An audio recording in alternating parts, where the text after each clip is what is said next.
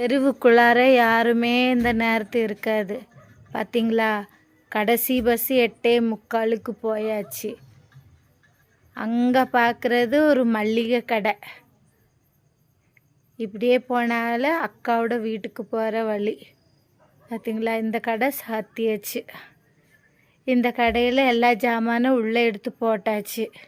இனி ஷட்டர் அடிக்கணும், அவ்வளோதான் வேலை. ஒரு டைம் தட்டியா ஒரு பைக்கு போனால் தான் உண்டு. இது அக்காவோட ஹோட்டலில் சாமானெல்லாம் எடுத்து வச்சாச்சு. இன்றைக்கு வியாபாரம் அம்புட்டெல்லாம் இல்லை, வியாபாரம் கம்மி தான். என்ன பண்ணுறது, பார்த்தீங்களா, இட்லி எல்லாம் அப்படியே கிடக்குது. அதெல்லாம் பிரச்சனை இல்லை, பக்கத்தில் இருக்கிறவருக்கு கொடுத்துருவோம். குழம்பெல்லாம் அப்படியே கிடக்குது. பார்த்தீங்களா, இதெல்லாம் பக்கத்தில் வீட்டில் அந்த அம்மாவுக்கு எடுத்து கொடுத்துருவோம். அப்போ பாய், குட் நைட்.